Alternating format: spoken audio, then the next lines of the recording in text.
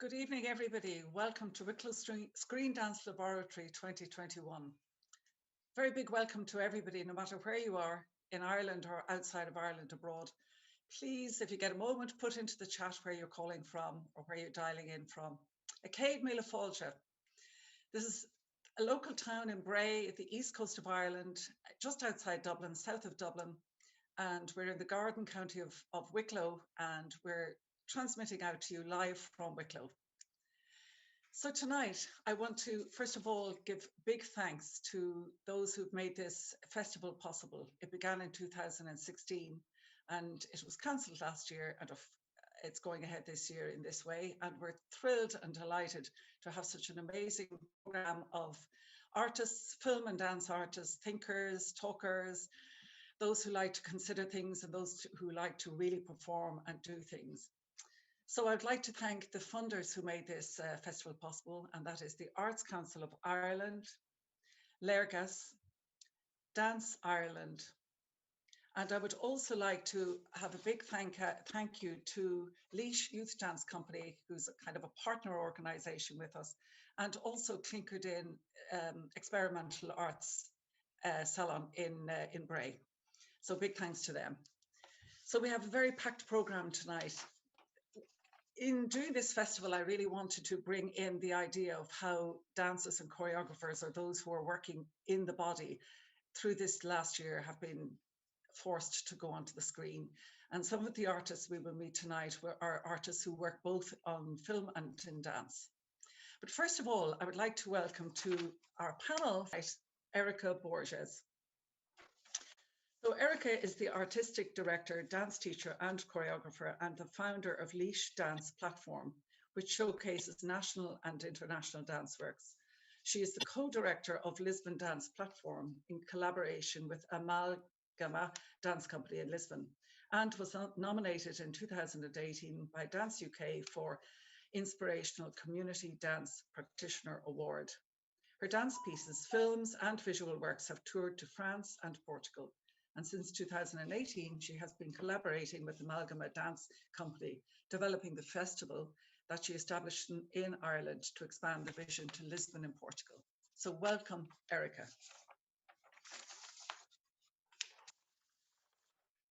Erica, would you like to come and say hello?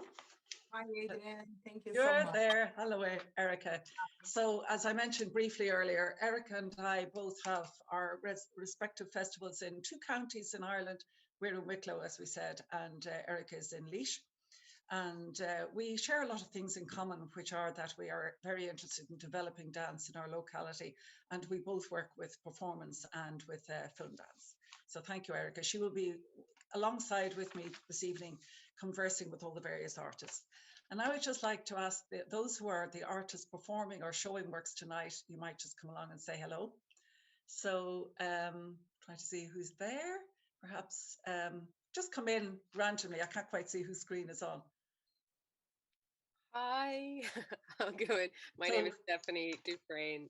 Lovely to meet you all. And my short film After Love is going to be screening as part of the program.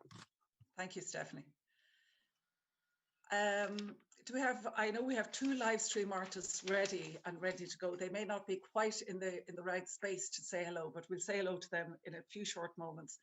And we also have Jessica Rowell, but I know that earlier on she was having some of those beautiful Zoom problems with her screen. I don't know if you've managed to get on.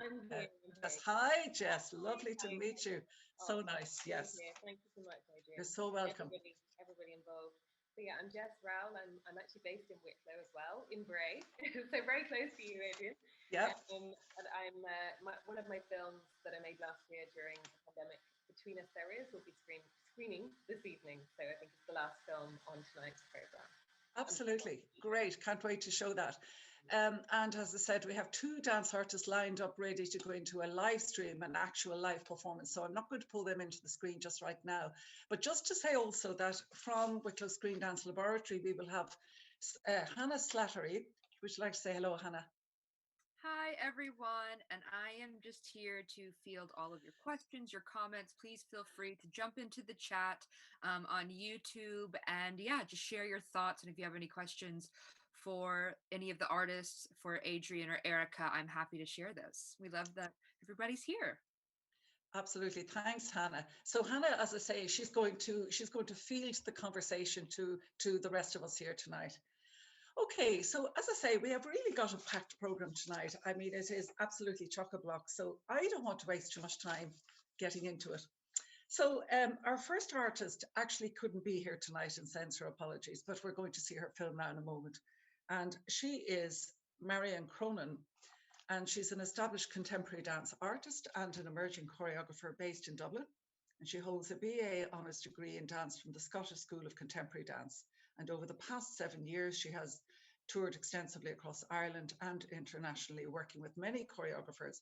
And she has worked with Laura Murphy, Tamsin Russell, Jessie Keenan, Megan Kennedy, and Theatre Lovett for upcoming work in 2021. Her most recent artistic achievement includes developing the screen dance piece called Maryland, and we're going to see that shortly, in collaboration with the artist and writer Rachel Burke, and being awarded a dance bursary from the Arts Council of Ireland to begin new research into work in 2021. So just to say also that Marion is somebody I've known for many years, and I'm so happy to see her development and her work coming forward. So without further ado, we're going to have a look at her piece, Maryland.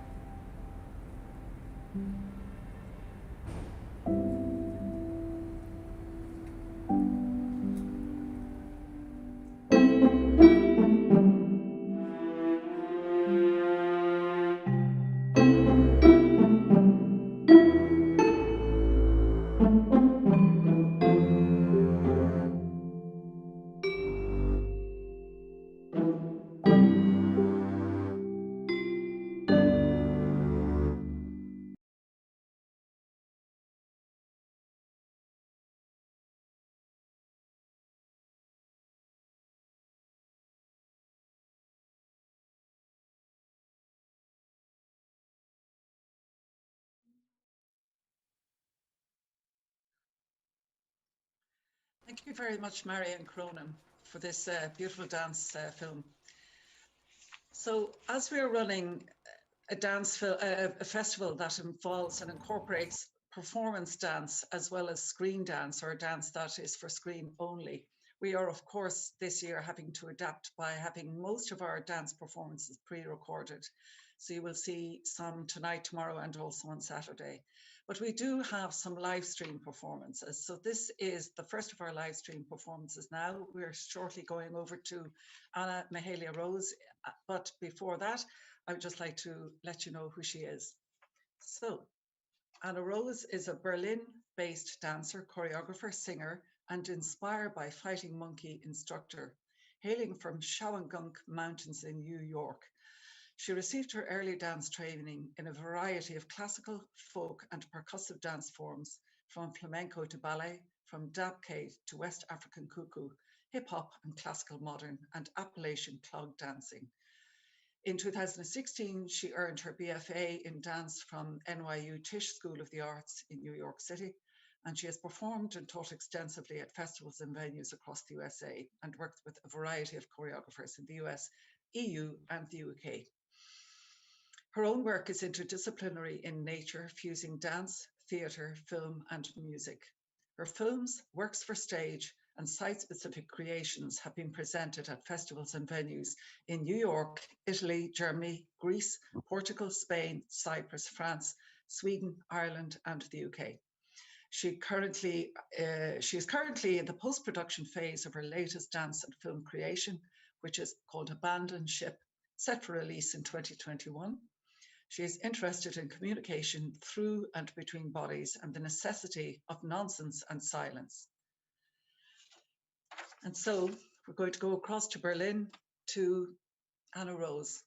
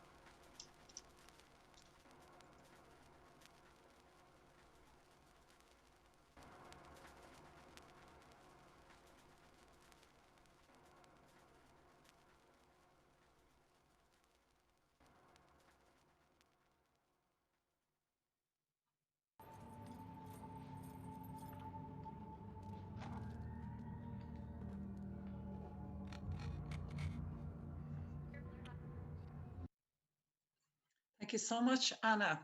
So I'll let you catch your breath there for a moment. And I'd also like to invite Erica once again to join me if she likes.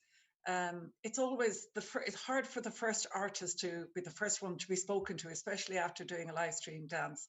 So we're just going to allow her to catch her breath for a moment. But in a way, part of the ethos, if you like, of Wicklow Screen Dance Laboratory is that we're looking at work and we're somehow interrogating the nature of the art forms we're dealing with and everything about them, really. And so that would involve some conversation with our artists. So Anna, thank you so much. Take your time. You have plenty of time. It's okay. Just put my headphones in. Yes, do. Yeah, absolutely. So Anna, that was really wonderful and beautiful to see. Yes, beautiful to link in with that live performance and a nice space you were into. Yeah. How did it feel for you, Anna? It's great. This is actually the first live stream show that I've done, but it's really special and wonderful to be able to be connected to people in so many continents right now. And yeah. even though we can't physically be in the same place. Yes, absolutely. And something about obviously, without going into it yet, we'll talk about this over the next few days, but the difficulty that there is for dancers now at this time, and for all artists, but for dancers as well, to be able to occupy the body and move in space. So thank you for taking that on. So Anna, I'd just like to ask you, as an artist, what is choreography to you? So, big question. To me, choreography, I mean, it can take on a lot of different meanings, but it's the arrangement of movement in some ways, whether that's set or whether it's a score that is intended to communicate something specific.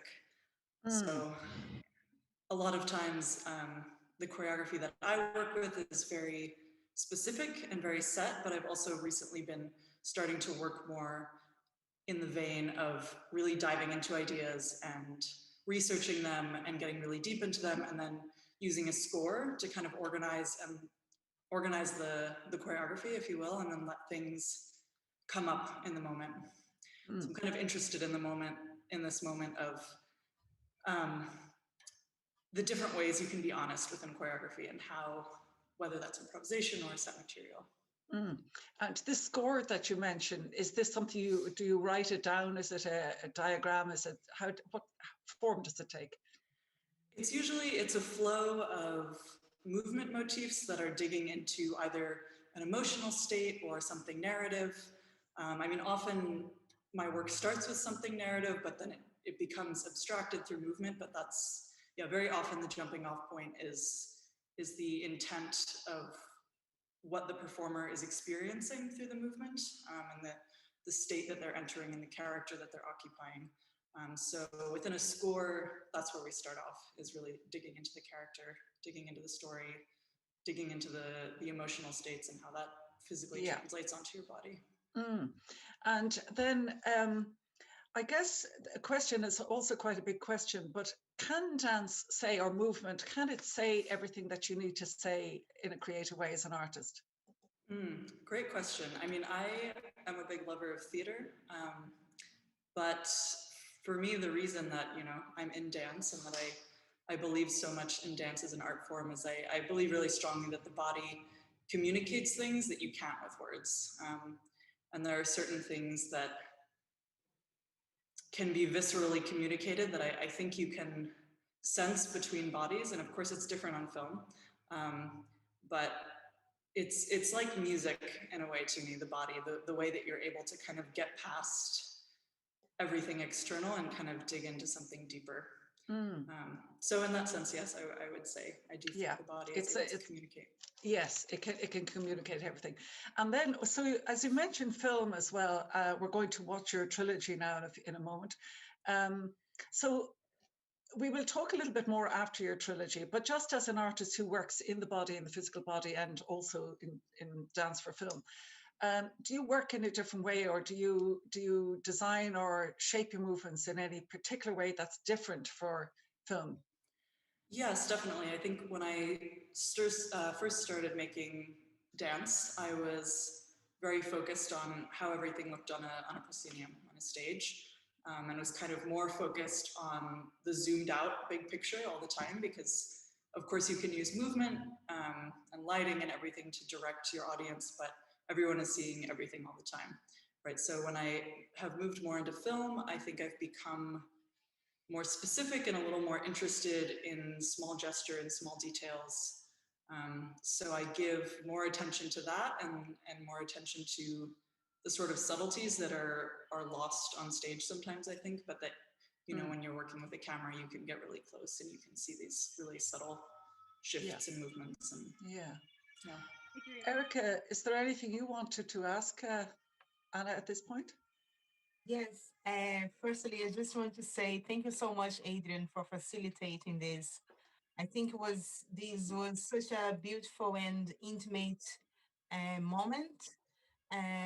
Yes, I think it was really, really interesting, because when we're in the theater, we see the dance so differently, but yet seeing her on screen performing to those who are sitting in the other side, you feel as if the person is dancing specifically for you. And I think it was really beautiful. And thank you. This was a very beautiful performance. I just want to ask you, Anne, is that it? About your music, Anna, sorry, about your music choice. Yes, I'm just curious about your music choice. Why did you choose? What came first, the music or the movements? Yeah, just curiosity. It doesn't no right or wrong anyway. So yeah, so what I just performed for you all is an excerpt from the process of a solo that I'm currently creating on myself. That initially started off as a project that was going to be just for stage, and now I'm moving in the direction of having it be something that can have a life both on stage and on film. So the music and the score that you heard is not the final score, it's what I've been kind of playing around with at the moment. Usually in my process, the music comes first, and I have quite a clear idea, and the way that I work with music tends to be that the music isn't necessarily there to serve the dance, they're communicating and they're serving each other. So in this instance though, the motifs that I was working on and researching came before this particular music choice, but it's also not in its final form yet. So I guess, yeah, I tend to work, things will not get finalized until the music is finalized, but it's sort of a simultaneous process at the moment. Thank you, Anna. Can I just pop in for a second? Yes, of course. A great question from Blas, one of our Yes. praisers from this week. And so he says, Anna Rose is a wonderful choreographer and dancer for duos and couples. Does she feel that this setting allows to film a duo online? I don't know if I quite understood this setting as in, sorry, I know. Perhaps yeah. Blas, you might just rephrase that. So you're asking, I know she's amazing with duos. We're going to see that now in a moment. But so are you saying that the interaction between she and us, is that what you mean? Like a kind of a duet between the live stream dancer and the audience? Maybe you might clarify that, Blas. I'm sure it's a great question and I'd love you to answer it. But yeah. Maybe, I don't know if he can come on straight away, but we'll come back to that, Hannah. How about that? Yeah, sounds great. Sure. Okay, lovely. So now we're going to have a look at In Between. It's a dance film series by Anna Rose. 3 films back to back.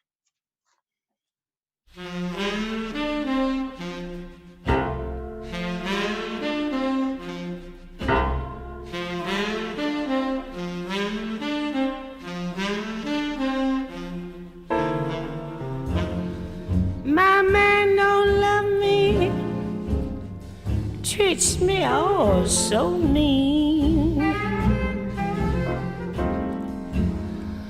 My man, he don't love me, treats me awful mean. He's the lowest man that I've ever seen.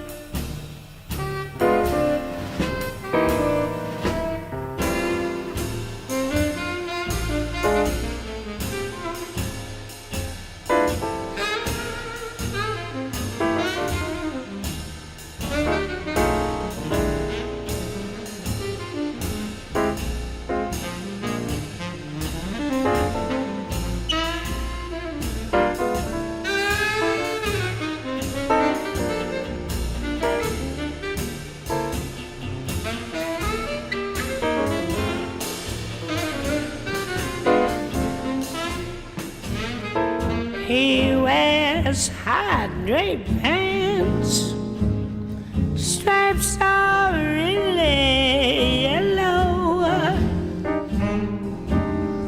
He wears high draped pants, stripes are really yellow.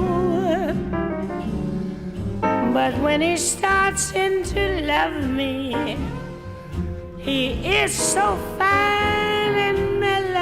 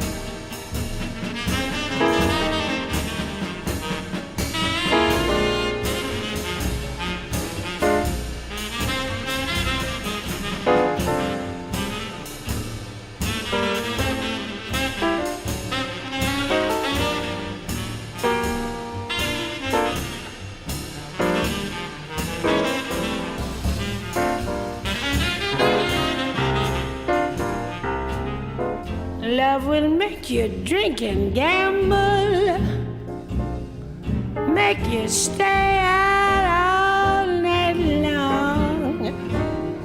Love will make you drink and gamble, make you stay out all night long. Love will make you do things that you know is wrong.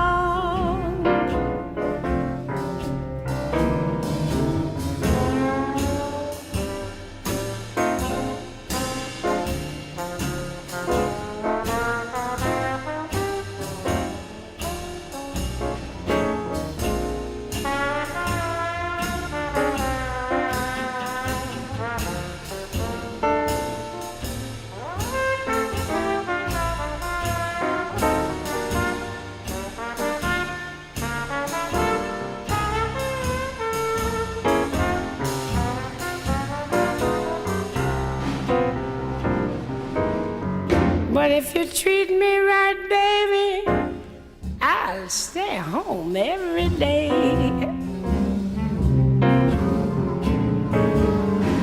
Just treat me right, baby, I'll stay home night and day. But you're so mean to me, baby, I know you're gonna drive me away. Love is just like a faucet it turns off and on. Love is like a faucet, it turns off and on. Sometimes when you think it's on, baby, it has turned off and gone.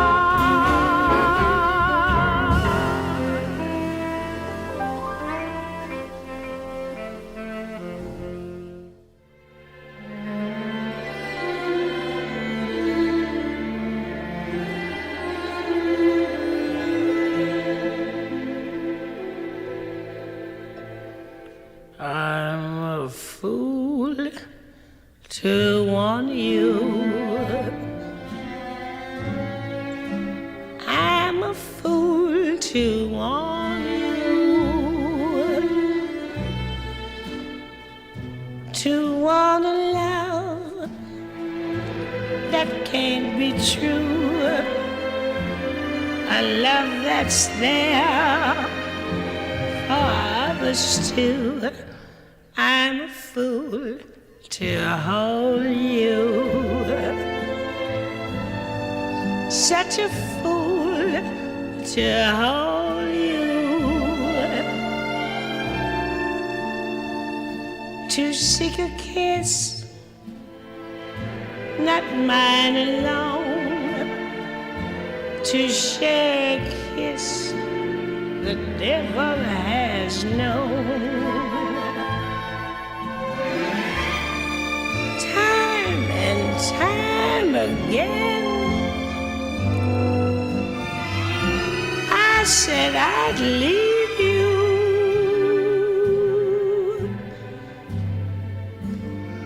Time and time again, I went away.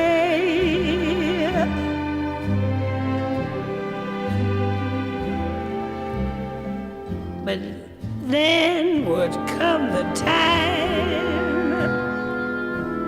when I would need you.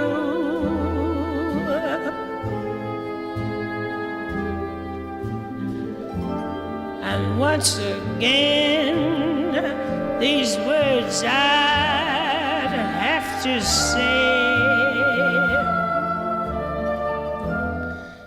Without you.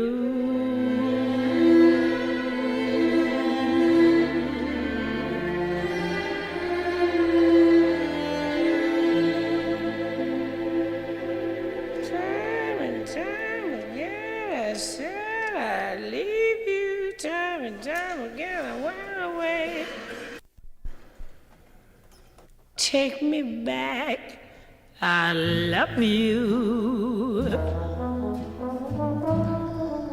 Pity me, I need you. I know it's wrong, it must be wrong, but right or wrong, I can't get along without you.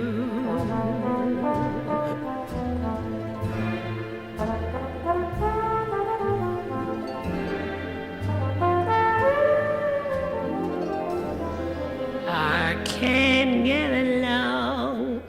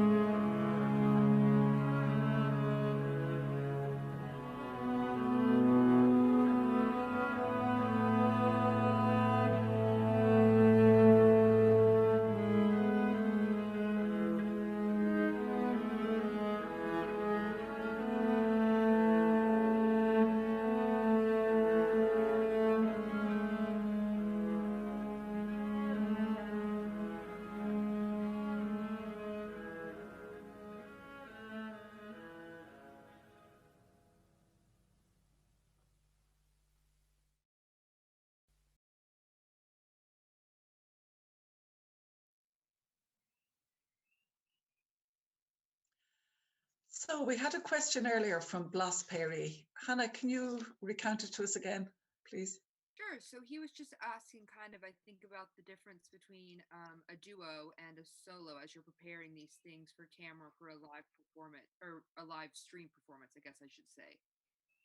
Yeah, so I haven't at this point created any duet work that's for live stream specifically, but I can speak to that in terms of creating solo or duo work for film.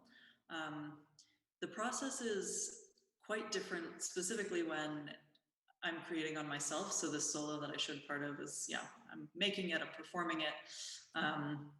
And for me, that presents a lot more challenges because you don't have the immediate feedback of that outside eye, which is usually, especially when I'm working in a duet and creating on two other people, I rely so much on, being able to see and kind of read the energy and the chemistry between them and being able to adjust it. And then when you're just creating on yourself, you don't have the other person to sort of create that chemistry. You have to do that yourself. So yeah, it's a challenge, but it's an interesting process. Good. And we had one more. Oh, sorry, Adrian. No, go ahead, Hannah. No, let's hear it. No, we just have one more question from Sarah Manson. She was just commenting on how incredible the sets for all the films were. And so she was wondering where they were shot and also what kind of camera you used to achieve such great films. Oh yeah, so they were all shot in New York State. The first one you saw was shot in upstate New York at the Stanley Theater up in Utica in their kind of hallway area. It was actually modeled after the Titanic, so if it looks familiar, that's why. And then the second one we shot in just a studio with a psych in Brooklyn, New York City, and the last one was shot about 10 minutes from where I grew up in the Shwangunk Mountains. And with that one, we just really lucked out on the day we went to shoot. The weather was perfect and the lighting was amazing. And we were working, we had a different cinematographer for each film. It was me and then my collaborator, Katie. And then, different cinematographer, different cameras. The last one you saw was shot with a gimbal. So it was all very, we did it very much so kind of by the seat of our pants. It was a low budget production, but everything that you saw kind of has a different team for each film. Yeah. Yeah. And so tell me, when did you start working on the project and how long did it take to complete? I started creating the material and working with the dancers in kind of the middle of 2016. Yeah. And then we finished shooting it in the end of 2018, or the end of, we finished shooting it and then we premiered it finally, end of 2018. And did you conceive of the narrative of the story of this as 3 duets when you started, or did it evolve from one to another? Yes, the original idea that I had was actually to have 5 duets, and it sort of distilled down to these 3. But it started off as this idea of duets with different dancers, but that are following a kind of poetic narrative of this woman's journey. Does anybody here is there anyone that would like to ask a question? Any of the artists or anybody at all? Welcome. So if not, I would like to, sometimes it takes a moment to unmute as well, so jump in if you need. I was curious about, well, first of all, I think these 3 films are astoundingly beautiful in every sense of the word. And as Sarah Manson asked about the settings for each one, they're so different and so beautiful. And the first and third were quite symmetrical, obviously, with that staircase. And there was something about some of that big open space in the mountains with the valley in the middle and the kind of bushes and trees on each side. It's very symmetrical. Not entirely all the time, obviously, but my real question was, I was noticing the hand gesture in the first one, the man's hand, and the hand around the throat. And there was a lot of stuff. I think it was the second one where she was stopping his hand from coming down. I was just curious about these hand gestures. Do they have significance? Definitely. Those were developed. Some of those I just, I had an image that came to me and I went into the studio with the dancers and I was like, okay, let's just try this out. And some of that came up working with them in the studio. But what I was really interested in kind of narratively and qualitatively in the sense of the movement with all of them, but specifically, I think, as you said, you see it in those particular films, was this kind of fine line between tenderness and violence. And I think the hands are a really effective way to communicate that. So a lot of what we were working with when we were creating was exploring these smaller kind of gestural things with the hands, but that are, you know, kind of flip-flopping on either side of that line, whether it's something that is kind of a caress or an embrace or something tender, or whether it's something that is intended to be violent. Erica, anybody else? Anybody like to jump in? I just want to ask the relation between the places you have chosen to film and the actual theme of the film. So if you can talk about the relation between them too. Sure, yeah. So I wanted to start it out in a kind of very clear location that was kind of placed us in a particular time frame and a particular context. And I felt that the theater we were working in would do that quite effectively, have this sort of kind of nostalgic feel of something, you know, pre-1940, something kind of from the past. The genesis of this work and the way that I also wanted to kind of tell the story was less so in a linear way and more as these sort of memories or something a bit dreamlike that just sort of, you have these different kind of, how to say this, these different contexts and these different moments from somebody's life that kind of just rise to the surface. So it's meant to be a little bit blurry, a little bit poetic, a little bit like how you move through a dream when suddenly you just find yourself in these different locations, or a bit like memory. You know, I had the thought of kind of memories floating up later in someone's life, and you just get these images. So the places aren't meant to be linked in a super clear linear narrative way. It was just, I had the kind of vision for each of these duets with the particular dancers in these settings. And I was interested in what would happen if I put them together and sort of the connection, what kind of connection would emerge. That's actually a great segue, because we have one more question from our audience. Helen is asking, you know, what is your process for choreographing? And she was asking, you know, is it more devising an approach using a strict relationship theme, a narrative, clear movement vision, kind of what's your starting point? And she said, especially for the movement in the first video in the trilogy. Great question. Yeah, so I had the privilege of working with dancers for this that I had gone to university with all of them, so I knew them quite well, both as movers from the side of being a movement colleague and also having created on several of them before.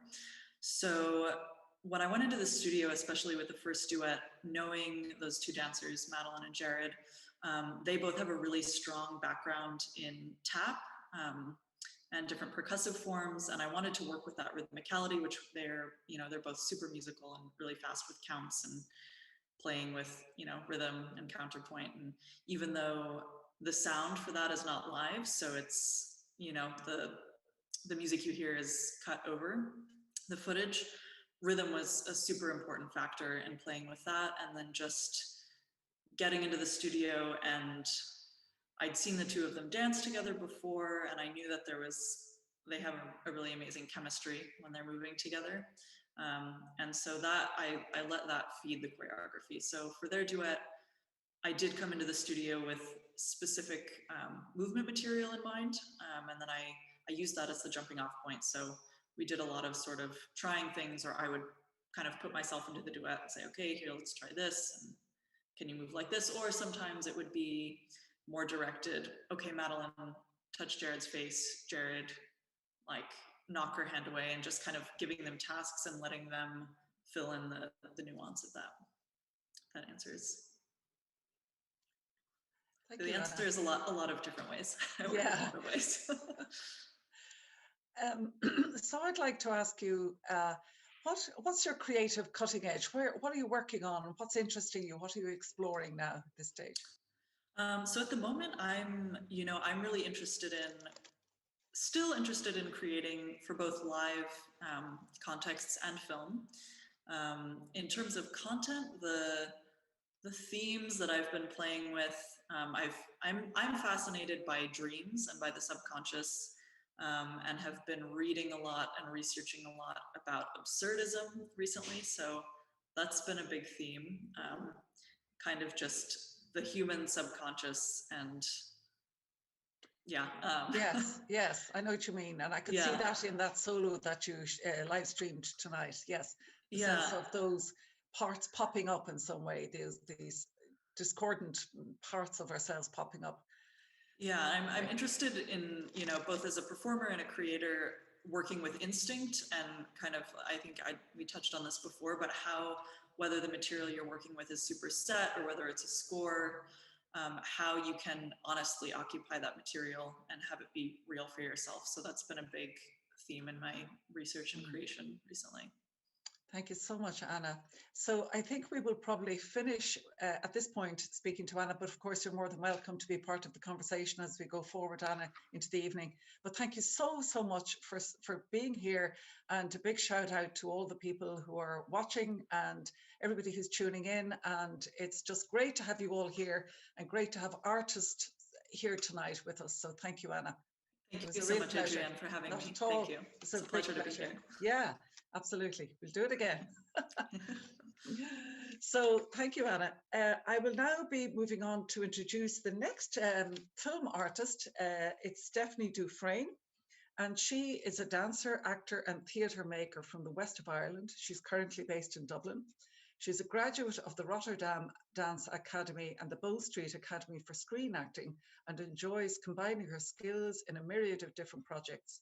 She works regularly with Emma Martin, United Fall, Irish National Opera and Junk Ensemble, and has appeared in music videos for Tallis, Crash Ensemble, Francesco Turisi, Junior Brothers and Loa.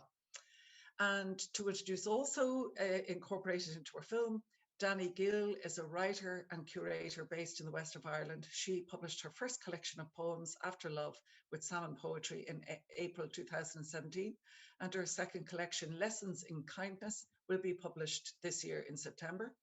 She also writes fiction and has just finished her debut novel. And then Laura Sheeran is a Dublin-based artist and director who works mainly in the areas of film, music and theatre.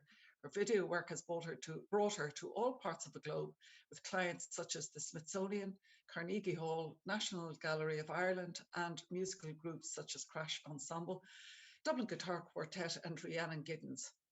As a musician, she has toured Europe many times, both as a solo artist and with avant-garde collective Fovea Hex. She has released 2 LPs to date and is currently recording her latest offering, Ebb Flow, due for release next year, 2022. And so now we're going to see the film After Love.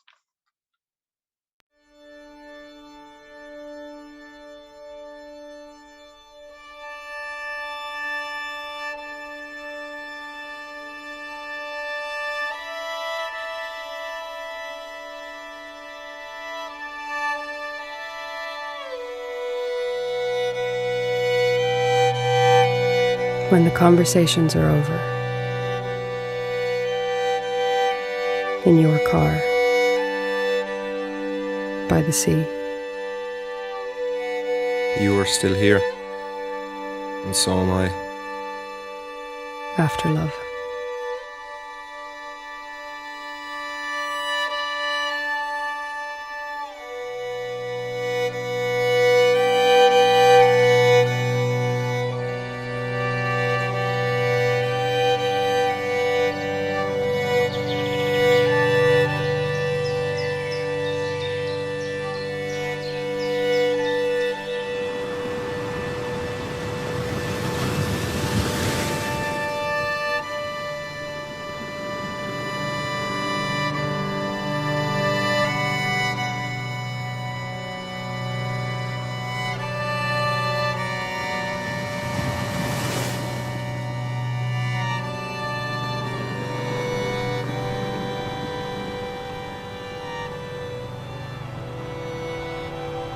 I find myself in a small town, like the one I grew up in.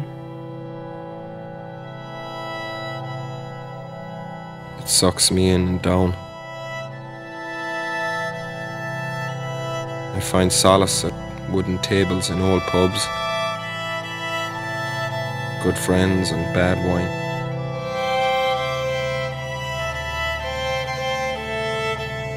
There is a lot to think about after love.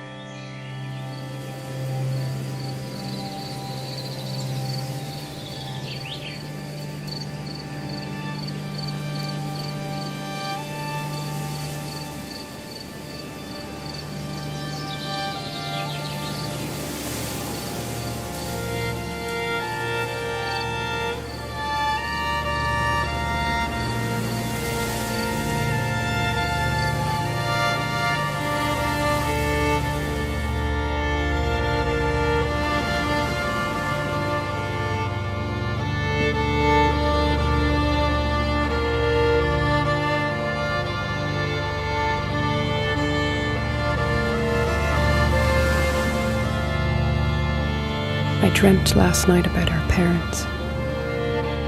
Mine talking about God and trying to move furniture. Your father, the carpenter, carving a long avenue ahead of me.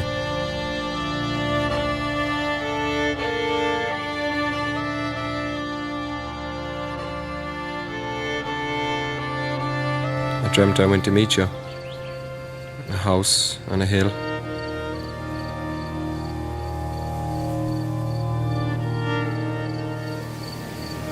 My underwear scattered everywhere. Your mother in the spare room, ironing.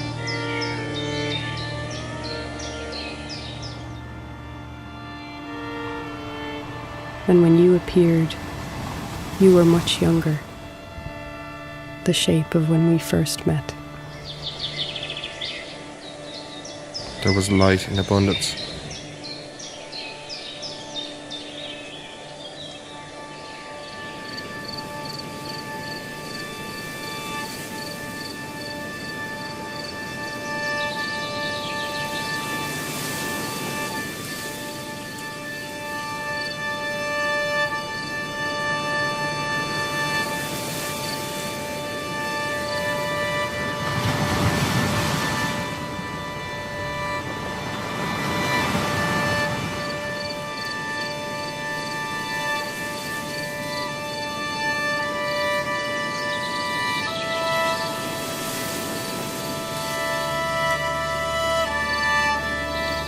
But I am no angel.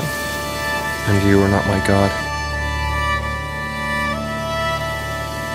There is a lot to think about after love.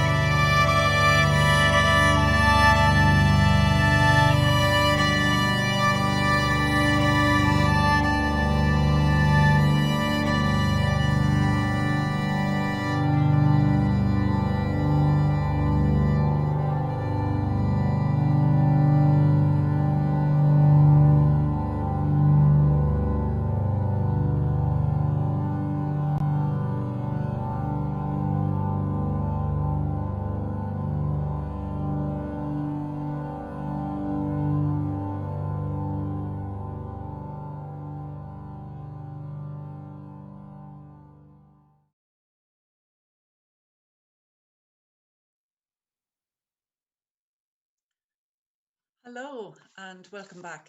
Stephanie, it's so nice to have you here. Welcome, Stephanie. How are you today? Thanks a million. I'm good. How are you, Good. Adrian? Great, thank you. I'm enjoying this gathering of artists. It's so lovely. So Stephanie, tell me a little bit about how you came around to make this film. What was the starting point? The starting point really was picking up a book of poetry in 2017, called After Love by Danny Gill. And I kind of fell in love with it. And I had been thinking about making some dance around the idea of the end of relationships for like maybe a year or two at that stage. So I just sent Danny, the writer, an email and asking if she'd be interested in maybe doing something with dance. And she wrote me back a lovely email. And that was, I think that was maybe the beginning of 2018. And then in the winter of 2018, we got a bursary from the Arts Council to research a theatre piece, really. So, well, a dance in conjunction with poetry, which we spent 3 weeks doing, and that was amazing. And during that time, we took a lot of footage because I work frequently with my collaborator Laura Sheeran, who's an amazing videographer and director and musician. So we took a lot of footage, and we would often weave that into our theatre work. But we also decided we would make a kind of standalone piece of film with it, with the music of Adrian Hart. So we did that, and it was kind of a long time in the pipeline, but really it was sort of lockdown one, I think, when Laura was free for the first time in a long time, that she kind of finished editing it and she put it together. So yeah, it took about 2 years, I suppose, just for Laura's. We all do a lot of different things, you know. So sometimes these things take time to consolidate. So that's how the film came into being, and we actually have funding. We have a project award this year to make it into a full-length theatre piece, which I'll be hoping to do, COVID allowing. Yes, absolutely.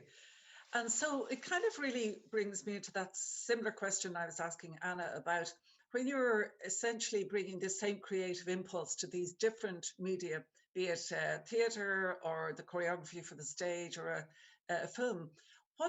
Does anything change in your decisions, your creative decisions? Yeah, that's a good question. I guess, I mean, I work in different mediums. I work also as an actor, and I work in screen and in theater. But I frequently work, like with my own stuff, I work a lot with the same collaborators across different mediums because I trust them implicitly. It definitely changes, you know, because we have a project award this year to make a theater show.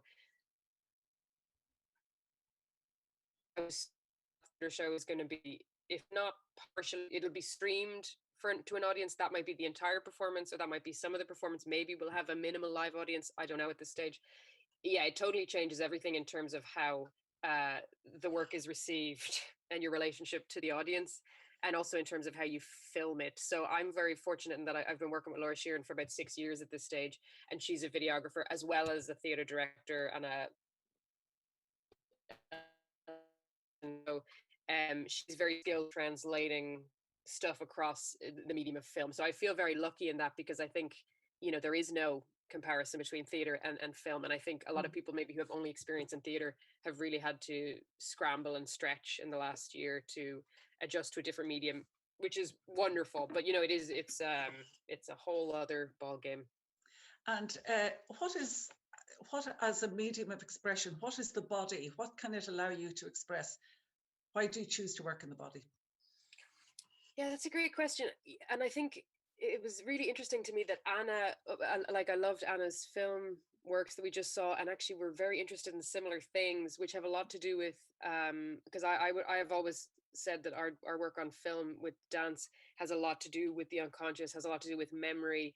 I've always been interested in non-linear storytelling, and myself and Laura are very inspired by the work of Terrence Malick, who works in kind of a more storytelling that is not necessarily traditional or rational, but more intuitive. And I think it's interesting that Anna was interested in the same things, and it made me think that maybe dance artists are very tuned into how we store memory in the body and how we access memory in the body in a way that is not logical necessarily, or, like I said, traditionally linear. So, and I think in that sense, I made my first dance video with Laura 6 years ago, And immediately I felt that dance really could translate to screen in a way that I would say maybe certain forms of theater don't, because I think it's something about the intimacy, I guess, of the body and how you can capture that proximity on film. Because you're kind of, I guess, in contemporary dance, maybe it would be different in ballet, but even then, you're not. Contemporary dance can be very intimate and can be, and it's lovely to see it from up close in that way. Yes. Thank you. Does anybody else, Erica, do you have any questions or any questions from the audience? Anything? Sorry, I was on mute. And I just want to talk about the physicality involved in the film. And so you said the theme after love, it's actually when love has left. But to me, the physicality showed a lot of support, a lot of trust. And so how did you not come up, but how did you work into the physicality to work in this film? So that's my question. I think, yeah, it was interesting for me watching the film in the context we're doing it because we're on Zoom and there's no audio. And oh, sorry, am I breaking up slightly, or can you hear me? Hello. We have you. Okay, great. Yeah, it was interesting watching the film in this iteration because there was no sound on it, and obviously it's accompanied by beautiful music and by the poetry of Danny Gale. But what I'm interested in with After Love is the idea of how a relationship changes even after it ends, and the relationship you have with that person even when you're not together. So there was it was a lot about kind of presence and absence, and absolutely trust and dependency, and when that tips into something that maybe is unhealthy. So it's a duet. The theater show itself is a duet that will feature like a lot of solo work, but for this for the film iteration, I love dancing with another person because I've done a lot of solo work and it gets very lonely. So in this one, I really leaned into working with my co-star Marion Cronin. But I was interested as well in the dissonance of talk poetry about something having ended or something being in the process of ending, and then being very close to another person. That's interesting to me. Because I feel like that's how I experience it in life, that things never really end, they just change. So even when someone's gone, they're still there in you or with you, So I guess the short film in a way is kind of a conceptualized version of that. Yeah. We have another great question from Blog. Yes. He wanted to know, kind of asking which came first. Was it the choreography that came first and then you adapted the filming to it? Or did you have kind of the framing and the image in your mind first, and then kind of the dance was created for that? The choreography came first. I have an amazing videographer in Laura, and she loves working with dance, and she will respond to what we create. So myself and Murish were in the room, and we worked with Danny and with Laura with the poems for 3 weeks, and we came up with this choreography simultaneously. That was just that dance that we're doing is just one section of what was kind of a half an hour work in development. So I came up with the movement through working with Murish for 3 weeks, and then Laura adjusts around that. And then we had this idea, which we love, of like cutting between different locations in Connemara, because we're so blessed with the landscape of Connemara. So yeah, Laura works around me. Now, I will say she's a very collaborative director. So sometimes she'll come to me and say, like, all the slower stuff with the hands and stuff, she'll come with an idea and we'll play with that. But generally she's responding to me. Thank you so much to Stephanie. And no doubt we'll be seeing a lot more from you, and we'll be hearing from you again, I'm sure. Thank you so much, Stephanie. Yeah, no problem. Thank you. So now we're going to move on to the next artist we're featuring tonight is Roisin Whelan. And Roisin has been with us before in Wicklow Screen Dance Laboratory. We're very delighted to introduce her again. And she's going to do a live stream performance shortly. So I would just like to introduce her by saying that she worked with Matthew Bourne's New Adventures in their UK tour of Romeo and Juliet. And following that, she's spent some time with I beg your pardon, I'm going backwards. She was, her earlier education was from Aidan O'Hagan. She went to Inchicore College of Further Education, and she was in a film that I made actually called I See His Blood. And then she went to the Northern School of Contemporary Dance, and she was awarded the Kathleen Tattersall Leadership Award. She completed her master's with the NSCD, where she was awarded a first-class degree. And upon graduation, she joined Black Box Dance Company in Denmark as an apprentice dancer and toured Denmark and Sweden prior to working with Matthew Bourne's New Adventures in the UK. And she was chosen then to be part of the Emerging Choreographers platform in Dublin, and was shortlisted as to be one of Matthew Bourne's young associate choreographers. She has performed and created many of her own works, including I See Light, and worked with mentor Liz Roach. And she has also started her own dance company called Roisin Whelan Dance, and has made several films, and we're going to see one of them later. But for now, we're going to go over to her for a live stream performance from Carlo.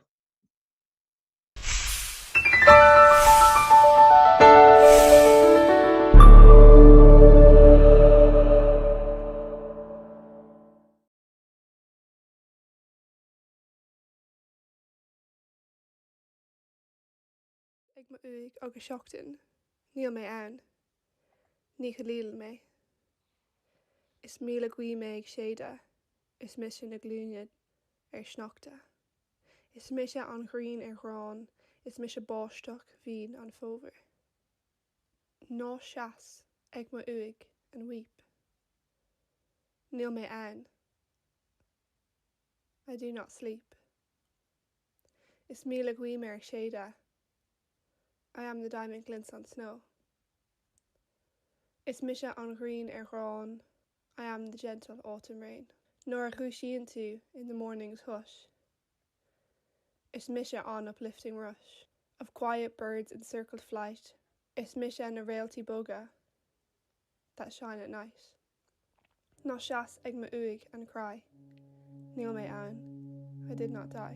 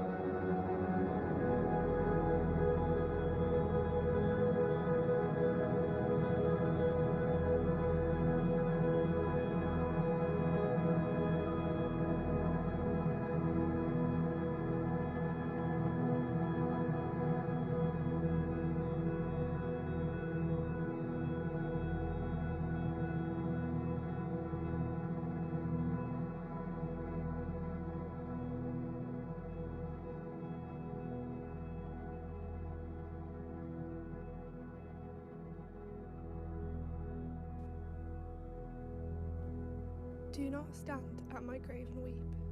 I am not there. I do not sleep. I am 1,000 winds that blow. I am the diamond glints on snow. I am the sun on ripened grain. I am the gentle autumn rain. When you awaken in the morning's hush, I am the swift uplifting rush of quiet birds in circled flight. I am the soft stars that shine at night. Do not stand at my grave and cry. I am not there. I did not die.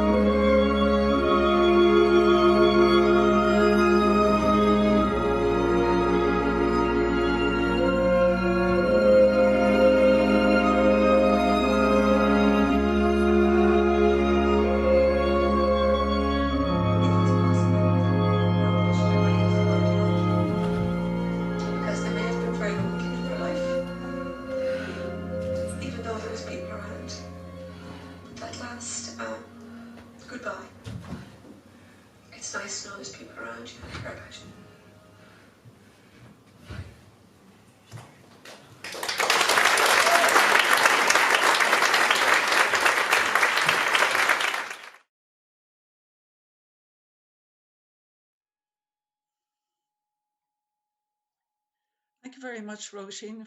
We also saw her piece Memories with Betty. We decided to show 2 of her choreographies, and we'll see a film from her now presently.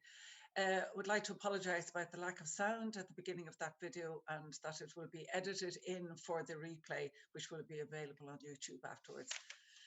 Roisin, so tell me, tell me a little bit about what is the nature of physical movement for you in your creation? Yeah, hopefully, as you saw, lots of moving, lots of athleticism is really important to me.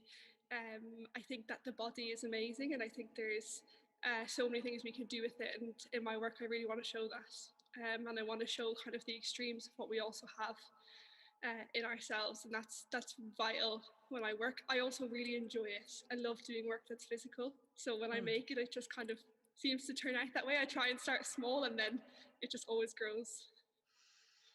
And would you see the live stream that you did this evening, is that going to become a solo, or was that just an improvisation for tonight? I'd love it to be now. After doing it live, it was great, but I have been really fortunate. This space, the Visual Theatre in Cardiff have provided it behind me, so you can see. So usually there's quite a big screen and video on there, and I was really inspired by the space and by what was going on here. So I would love to make it into something in the space, if that makes sense. I feel like it needs that, and maybe in the future it will be something. It was meant to be just an improvised, structured improv, but actually I think it warrants more now. Yes, definitely. It had that sense of, it has a sense that it will go further, or that it definitely, the space, of course, lends to that, as you say, such a beautiful space. Yeah. Erica, did you want to ask anything, or? Yeah, I just agree that maybe this piece you could bring this piece a bit further. Well, that's my suggestion anyways. I think it's beautiful. And also, yes, I think your physicality, use a lot of dynamics, and using maybe the same movement backwards and bringing to different shapes, and I think this is very beautiful. So that's all I want to say. Thank you so much. Roisin, I'd like to ask you about how so you're attracted to working very dynamically and pushing your body, etc. And I wondered whether, when you're trying to express something, do you feel that you're telling a story? Do you feel that you're or expressing a mood or emotion or something? Yeah, so in all the works that I've made so far, and works going into this year, we've got a few coming up, which is great. I always really try and work narratively, whether that's, as you said, usually I try and like create a storyline. So you would have seen, I know the audio was in and out, but in the solo Memories of Betty, that was like a specific story about my aunt who passed away, and kind of like a homage to her. What I do usually when I start making it like an improv, structured improv format, like you just saw, it's about emotion and the qualities, the dynamics, as Erica said, but then that starts to formulate into a storyline. So I really like to always find a red thread at the end. So almost narratively, that's how I try and work. But it does start, this is great actually, it kind of starts like this with all the emotion and like the rawness, and then it gets condensed into what would be the red thread that hopefully comes out at the end. Yeah. So I guess your answer has led me into really what I wanted to ask you in that last question, and you've kind of answered it already, but it's to do with distillation, because I'm curious to know whether if we work in one particular dynamic a lot or almost all the time, in other words, full force, is that in any way something that then needs to be pulled back, or does it say what you wanted to say? Can everything be said that you need to say at that full volume? If that makes sense. I don't know if you understand the question. Yeah, totally, yeah. I love a bit of full volume. I love like that feeling of fullness and movement. I recently have been working with collaborators, as Stephanie said, like in the last 2 years, the whole way through. And their voices have been amazing. I work with 4 dancers specifically, and they are really good at telling me to stop. And I'm really thankful for them, because I have like all the ambition to want to go, and I do think it needs to distill, and it needs this moment of like deep breath. I'm just really glad I have 4 people by my side who loves to tell me when that moment is. I think my question is more not so much to do with taming your energy or the natural way you want to move, but more to do with it. Okay, by analogy, if somebody was painting a picture and they were using red all the time, red, would it express what they want to express? Is the language of full volume a complete language? I don't think, okay, in that analogy, I don't think it would express everything. I think sometimes when there's too much noise, we don't hear what we need to hear. I think that's another way to Yes, say that's a it. good way to say it. Yes, absolutely. And I think sometimes if you're trying to show that, like you're trying to show, say, like the effects of going and going and going on the body, yeah, you do that. But if you're not trying to show this kind of peak of something, and you're trying to show something a little bit softer, a little bit more, we need to distill, because there's no way that we can ask an audience to pick out from this like massive red the tiny little gulf red that lies beneath. Yes, thank you. Thanks for answering that. Anybody else like to jump in? Sorry, Adrian. Roisin, we actually have a question from one of our audience members. Curtis wants to know, he was saying how lovely your pieces are, and he wants to know what drew you to the poem that you read or was, read over during your live performance. So I work a lot with poetry and with language, so a lot of the time I don't have a lot of speaking in my work, but I actually recently have really felt the effects of COVID, and that's actually a poem that is spoken at a lot of funerals, and obviously a lot of people have passed away. Do not stand at my grave and weep, I am not there, I will not sleep, kind of thing. And it's something that has come back to me a few times over COVID, like having been at funerals or having spoken to people about things in their lives. And this poem has come up like 3 or 4 times with people just speaking to me. And every time it came up, I was like, oh, it's so beautiful, I need to write it down. And then I looked it up, and I just really wanted to use it because it's very much like the here and now and what we're experiencing. Hope that answers. I think that's a lovely way to lead into the next piece, which is your film that we're showing tonight. And perhaps we can run that film and speak about it afterwards.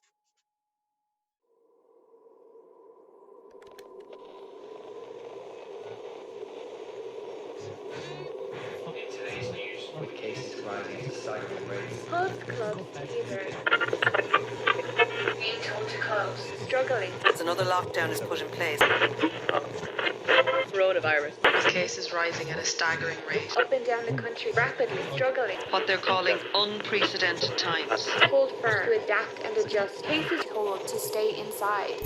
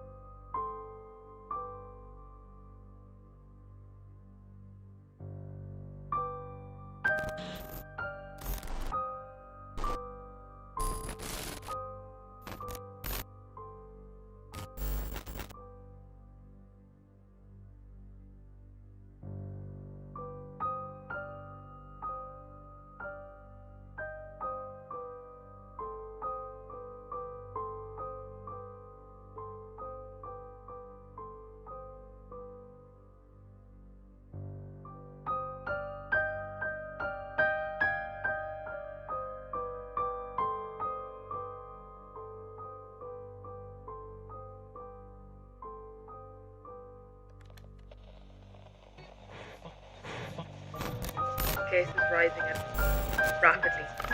Up and down. With many freelancers falling through the gaps. Adapt to the new reality. Rapidly. With members of your household.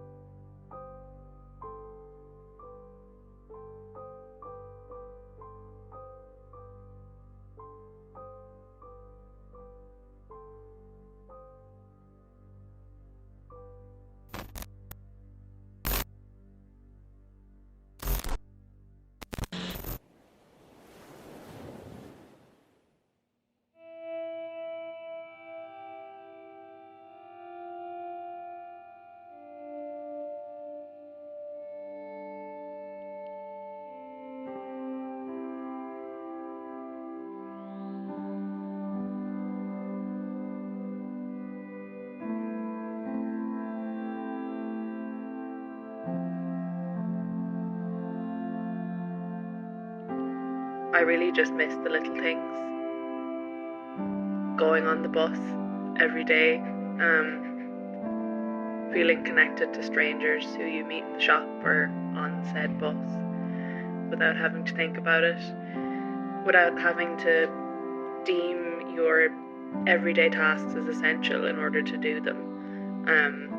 I miss hugs. I miss my friends. I miss just doing the little things. Probably I'd get in my car and I'd drive down to our club and say hello to everyone. And then I'd come back and I'd invite over friends for dinner. Just sit around the table and chat and drink wine and have a laugh with just good friends sitting around the table. I'm a musician. I would have had the opportunity to play at more shows and gigs than I do at the moment. I'd also be able to go to more concerts myself as an audience member, go to see dance shows, musical theatre productions, things like that. Or even one of those small singer-songwriter gigs where you're upstairs above a pub and everyone's packed in the same room and no one's talking, everyone's just listening. You're all tightly packed in together and all just feeling it together, dancing around, and you don't have to worry about who's around you, just, yeah, that's what I miss. Connection with people. It's less about going away, even though I would love to go away. Yeah, it's the people and just being able to get close with them and show them what they mean and being able to work with them and chat. I want to go to my friend's house, go swimming, go on holidays and go to the zoo. I want to have a play date and also I want to go to Lisa's house and Elsa's house. I miss actually being able to fully relax in other people's company.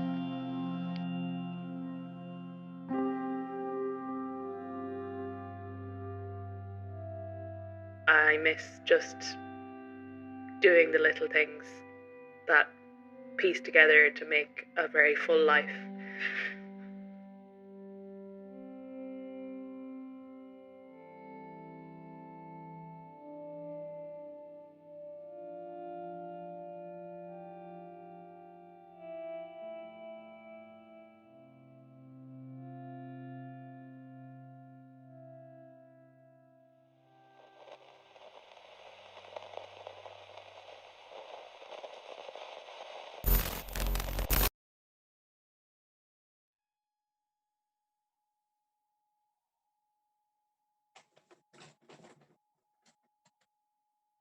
Well done, Roisin. Thank you, Conor. Cheers. Roisin, just have a question. What was the place you were dancing in there, the first one, and it ended there as well? The texture of it looked amazing. Yes, we were actually in a golf course where they put all of the like the old grass, and then basically all of these like bark chippings had fallen down. So there was loads of golf balls in amongst the big mound as well. But yeah, it just gave such nice texture, and it was freezing. I think it was like 1 degree outside, so we had like nice rosy cheeks and everything to go against that that ground. So it was great. Amazing. Thanks. Erica, did you have a question or? Yes. Roisin, I'd just like to know about the team, not the team that you worked with. Why did you choose them, or you didn't choose them? Just happened to be you had this group of people working with you for this film. So. Well, I'm really fortunate that my partner, Joshua Scott is his name, is also a dancer and he's an emerging filmmaker. So he actually filmed this whole thing for me, which was fab. So we used like DSLR, GoPro, and then we used drone footage as well. And he's great. He's really got that eye, and he's a dancer, so he can really see things. And that the two of us did it. We were in lockdown, so we had to do it in a small team, and we're also a bubble, so that makes our lives a hell of a lot easier. We can act as one, so it was just the two of us on this one. He collaborates with me on everything. He's like the voice of reason sometimes. So yeah, that was the team for this one. Yeah, and so that would kind of lead into the question too, which I've asked most people here who are choreographers who work both on, stage or live performances and for film. Do you approach the choreography for the film work in a different way? Does it change? Are there adaptations, or how does it work? Yeah, it depends on the piece. So that piece, I very much let Josh take over and direct. We knew what we wanted to show, and we knew the movement, and we knew the themes. But because we were really unfamiliar with the landscape, like we just went there to do it. He had to take that, and also he's flying the drone, so I can't see. So I really just have to let him take over on that one. But we are doing a piece in Shawbrook, a new piece called Man Down, and that is going to be shot totally differently. So it's going to be like totally continuously shot. So we're going to avoid edits. So that we can try and get this like movement of the camera amongst the four dancers. So I'm really trying to experiment at the moment and to try all these new different ways. I'm also like quite new to screen. I haven't done loads on screen. So yeah, that's kind of the way we've been working, is either really letting Josh direct, and in that one he really did, and then in the next one I'll be doing a lot more of the direction because I won't be dancing. So it also helps when you're off the screen to be able to take over a little bit more. Yes, absolutely. Well, thank you so much, Roisin. It's so great to have you here again. And I'll just say for now, it's adieu, but I'm sure we'll see each other again soon. But keep up the great work. It's wonderful to see it, Roisin. Thank you so much. Thank you so much for having me. Thanks a million. Not at all. Not Thank at you. all. Such a pleasure. And now we're going to go on to our final contribution of the night, and apologies if we go over by 5 or 10 minutes, but it will be well worth it. And so I'd like to introduce our next two guest artists, and we have Jess Rowell and Conor Sheehan. But to speak about Jess, whoa, hang on a second now. Conor, what did I call it? Conor Donelan. Conor Donelan. I'm so sorry. I even put your name down on an email the wrong way. Apologies. So Jess is a freelance dance artist and yoga teacher who's just moved to Wicklow, great county to move to. She has a specialism in working with children, young people and artists with intellectual disabilities. And she is Drake's dance artist in residence for 2020. She was, I should say. And she found new and innovative ways of working throughout that year. She facilitated an online Chance to Dance project, which was a way of engaging members of Create Dance, Drake's dance program for young people with additional needs, and invited guest dancers from Trace's Dance Ensemble in County Waterford. She also created a new collaborative dance work for film, which is Between Us There Is, which we'll see shortly. And the film features Jess Rowell with the dancer Brian McSweeney, captured by Conor Donelan, with an original sound score written by composer Stefan French. And in early 2020, Rowell also choreographed and performed a music video directed by Stevie Russell for UK artist Dirty Blonde. And she's the artist in residence in Drake again this year. So that's really great to hear. So Conor Donelan is an actor, dancer and filmmaker based in County Wicklow. Conor has been involved in many theatre productions in Ireland and internationally, most notably Broken Talkers Junk Ensemble in Edinburgh Fringe production of the award-winning It Folds, Mouth on Fire's Tokyo production of Beckett's Time Passes. He has also performed in Barnstorm Theatre, County's Murder of Crows and AC production Pinter by Four. He has worked with a number of contemporary dance theatre companies, including Swansea's Ginian, Fitzgerald and Stapleton, Belfast Off the Rail Dance, 50% Male Experimental Dance Company, Myriad Dance, Dance Ireland Associate Artist Catherine Young, Deirdre Griffin, Libby Seward, and Beckett Play Reimagined. He is currently working on the post-production of his first short, Alana. And I would just like to add as a little extra that Conor came to the first of Wicklow Screen Dance Laboratory in 2017 and then went on to study film in Bray Institute of Further Education. So it's really nice to have that thread. So let's have a look at their film and then we can talk to them afterwards.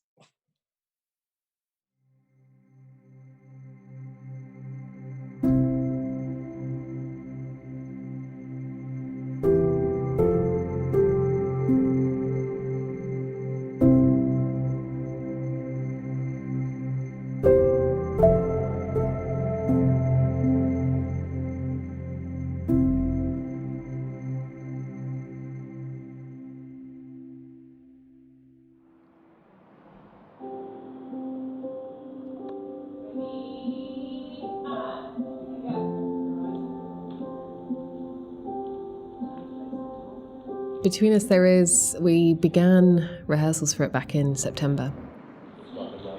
Stefan French, the composer for the project, was present in the studio with me, which was a real treat.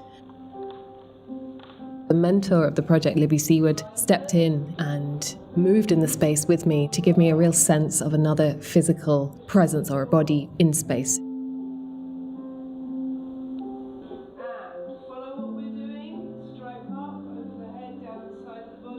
This was a really interesting way of working because Brian McSweeney wasn't actually able to be present with us in Drake due to the government restrictions at that time.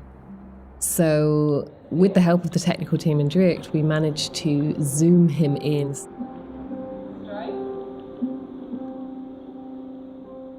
At this stage in the project, we were still working towards what we thought would be a live performance.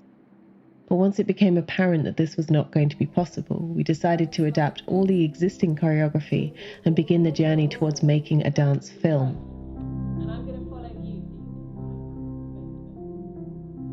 It was an incredible experience to connect with him in this way and still be able to make work in this very distant, remote way, but yet the connection was still so strong between the two of us.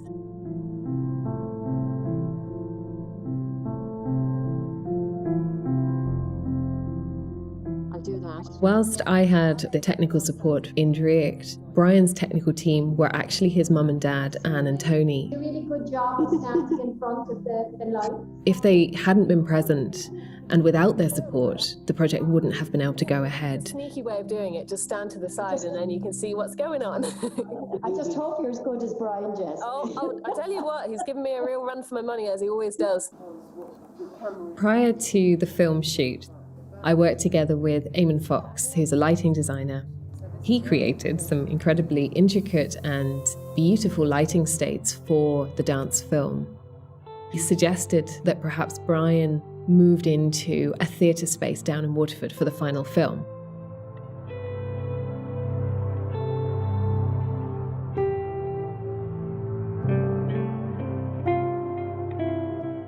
Even though Brian had moved into the Theatre Royal, he was still unable to have a film crew with him due to restrictions and also respecting Brian's family's wishes. We ended up having to really use that sense of distance to our advantage.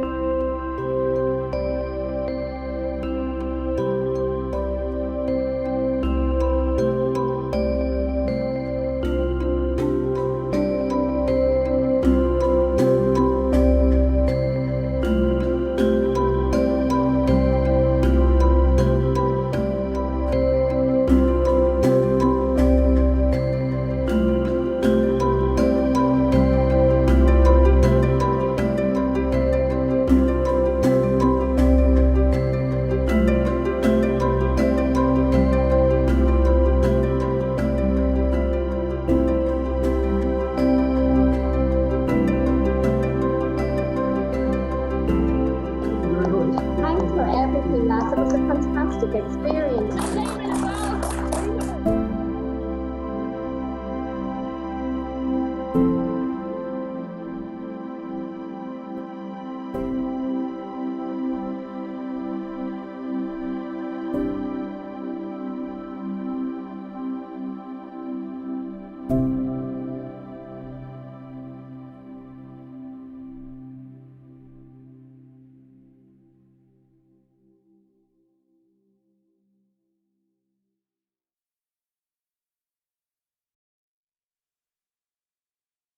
So, Jess and Conor, that was clearly a great collaborative project with Brian and with Drake and with Libby Seward. So I'm just curious if you could maybe talk us through some of those relationships and how this project emerged. Yeah. Okay. Shall I begin? Go for it. Yeah. Okay. So I was asked by Drake back in 2019 if I would like to become or to apply for the dance artist in residence position in the Arts Centre, and that came out of a workshop that I taught there the previous summer. And I was blown away. And actually, at the time, I was planning to move to Dublin, so it was a perfect opportunity by the time. So I applied, and was very lucky and fortunate to take up, to be awarded the position and funded by the Arts Council. So that was just incredible. I really enjoyed it. The thing with Sarah from Drake asking me, the reason she was interested was because she knew I had a background in working with dancers with additional needs. So in particular, Brian McSweeney, who you've seen in the film, from Tracy's Dance Ensemble. And I've known Brian now for about 18 years. And we began dancing together probably around 13, 14 years ago now. And he's just enriched my life, my creative dance life, since the moment I've met him, and any performance that I've ever performed, or any performance I've ever been part of with him, has just been such a joyous experience. And he just brings an incredible amount of passion and just a beautiful presence with him to any project that I've ever worked with him on. And so that's the connection with him, and that's the reason why Drake asked me if I'd like to take up the position with them as dance artists in residence. And the connection then, you just mentioned Libby Seward. So firstly, there's a connection there because she's my mother. So that's one reason why she's involved in this project. But the other reason is that she was Brian's first ever dance teacher. So he came to Libby when he was about 12 years of age. And he'd never danced before, and he just had this immediate connection with the art form. And he spoke through his body. And at the time, he also was very verbally limited. So his speech and his language wasn't great. But then through dance, through the medium of dance, his speech started to develop as his dance practice started to develop. So that's just an incredible thing, really, that happened, and that was all through meeting Libby and coming to dance and finding his voice, not only through movement, but verbally as well. So he began dancing with her then, and then I invited her. She started Tracy's Dance Ensemble, who he's still the principal dancer of today. She started them a group, and then founded Tracy's Dance Ensemble in about 2009. So that is the reason she came on board as the mentor for the project. I see. Okay. Yeah. What about you, Conor? What was your involvement?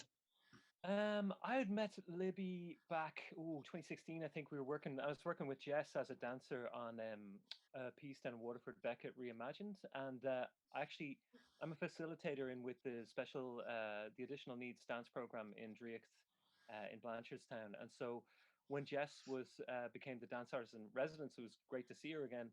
And we were talking about another project she was working on, and this project was initially conceived as a live theater piece, and I was just going to document it.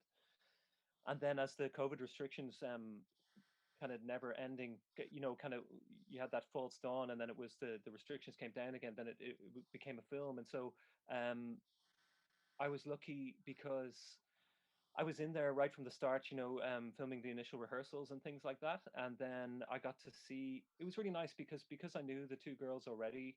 There was a kind of a comfort and a familiarity in the room.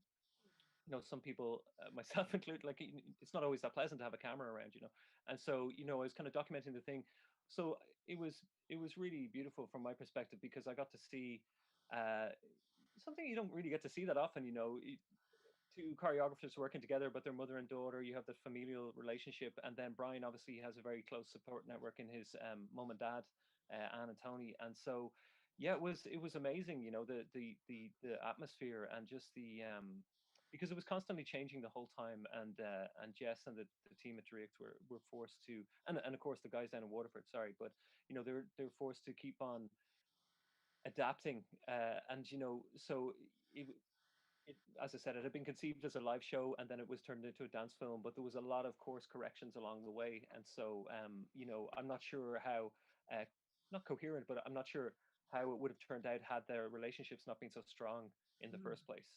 That's a good point. Yes. Yeah. Does Erica or anybody want to ask anything? Welcome.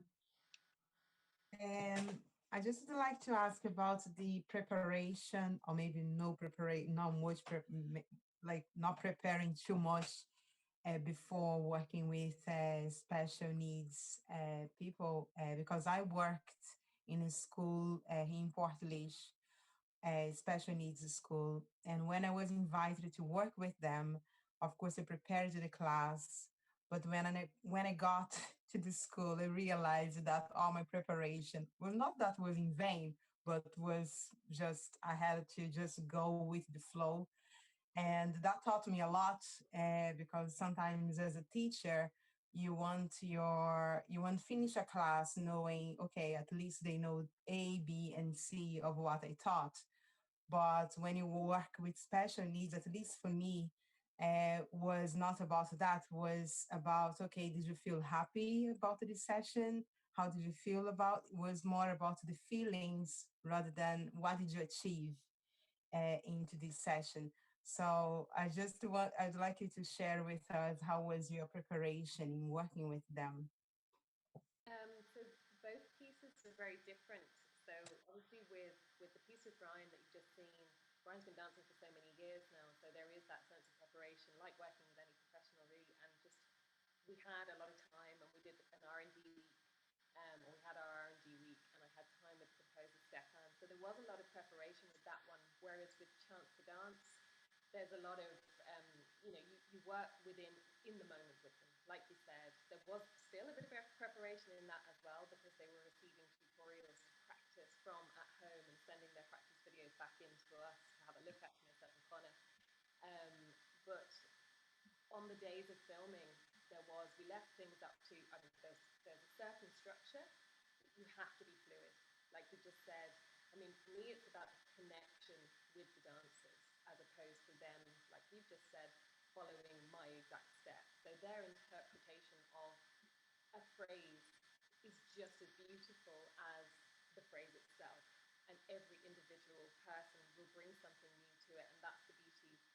And the thing that I love, one of the things that I really love actually about working with groups of dancers with additional needs, because it's honest and it's real and it's very present, very in the moment, the material and the dance that they are presenting.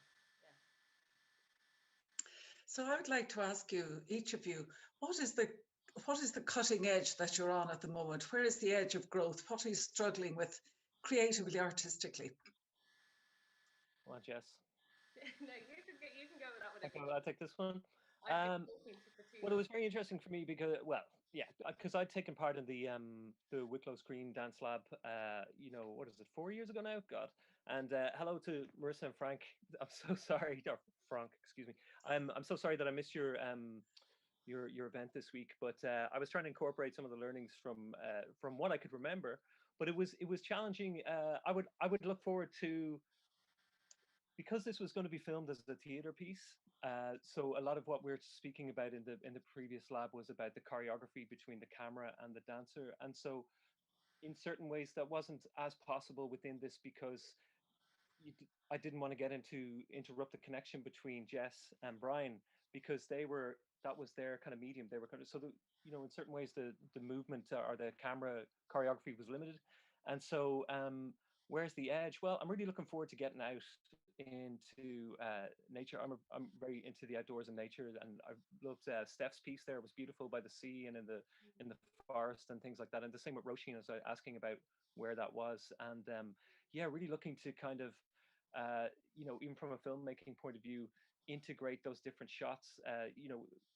Marissa and Frank spoke about micro choreography, and I think with dance film, one of the things that really stuck in my head was why that medium. I think you touched upon it earlier on, like why dance, why film, what does film specifically bring to dance that you can't see in a kind of proscenium arch setting, and that kind of the real close in stuff with the delicate movements that you wouldn't see if you were in a stage show. And so I really want to explore that kind of stuff, because you just have to play. You have to play a lot. I was kind of trying to get bits and pieces just myself over the summer, and then you're kind of seeing what works and what doesn't, and what you think is going to work when you capture it, maybe not when you put it into the editing suite. It doesn't really come across, and so I'm really looking forward to exploring more of that stuff, particularly in the summer. Hopefully, a bit more scope to get out. Right. Sorry, just to jump in really quick. You kind of answered this, but Marissa actually presented a question for you, asking about your relationship to film and working behind the camera as someone who has a movement and performance background. And she also wanted to remind you that she has an event on Saturday. Oh, cool. Partake in. Oh, brilliant. Yes, well, I will do my best, Marissa. My relationship to, I think there's a certain amount of kinesthetic response that you have as a dancer, or someone who's trained in movement, that you subconsciously or unconsciously or whatever it is, your mirror neurons are there, and you're moving in a certain way that maybe, it's impossible to really, unless I could step outside myself and feel what it was like if I hadn't trained as a dancer, I can't really, but I imagine, I know there was certain instances where you could feel yourself moving in it, or you felt that maybe you kind of instinctively knew how to complement the movement, or I hope so anyway. I hope that was the effect evoked. But yeah, I think with the first answer, I hope that answers your question, Marissa. And Jess, what's your cutting edge creatively? Excuse me. So this is something that I'm struggling with, or I want to. Either is sort of an area that interests you, that you're coming up against, that you're tackling in some way, or interested. Yeah. Okay. Cool. So last year, obviously, we had so much. We were thrown into this really. Obviously, I was very lucky to be working with someone like Conor, who is very creative. And he was capturing, like I said, he captured so much all along, and he was very good at documenting a process. So we had days of footage. And then when we decided to finally made the call to turn Between Us Areas into a dance film, we had all of this footage, which was incredible. And then we started adapting the stage show, as we were working towards the stage show. We started adapting that choreography for a dance film, to make a dance film. But the problem, or the thing we kept coming up against, was the quality, let's say, of the zoom. So finding a balance between the live image, capturing a live dancer, and a body or an image on zoom. So finding that balance, that was a real tricky, I think Conor would agree with me as well, Yeah, that was totally. a tricky balance to kind of, there was a lot of sort of like, right, do we kind of focus more on the performer on stage, or do we focus more on the image? And it was quite a tricky one to get that to gauge, really. So I guess that was a bit of a struggle, and even going into this year, that is still how we will be working for a short while, until at least the summer. So I guess that's an area that I really want to look at a little bit more.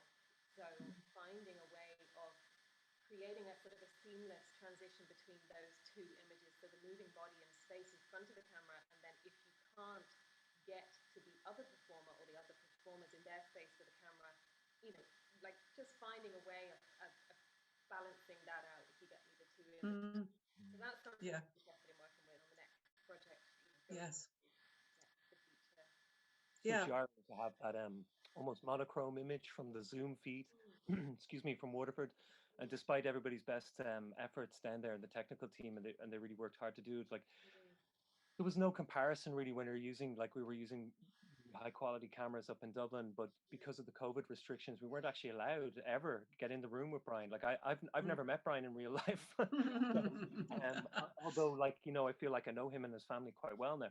But and so yeah, like It was, in some ways I found it interesting because that image almost looked like something from a silent movie, but very quickly the jarringness of it, or the disparity in the quality of the images became apparent. And also, in terms of filmmaking, shot selection, like we just had a flat straight on view of Brian, although later there was somebody moving with him. You see in some of the closing segments, then Jess and him are kind of mirroring each other's movements. Yes. But for the most part, it was just a flat image, and it's Mm. quite difficult then to, you're just limited in your choice of shots. Yeah. And how to mix them. Yeah, it was like there was a lot of challenges within the project, but there was also a lot of joy, and Yeah. the whole process itself was very joyous. And each Mm. time we come up against new restrictions, it was just like, you know what? We'll just breeze through this, and we'll find a new way. We'll adapt again, and literally, we did it more or less with smiles on our faces all the time. But if I may just give sorry, that sounds very bizarre, but I would like to say that for me, one of the things that's so successful about this film, I think, comes from those very limitations you're speaking about.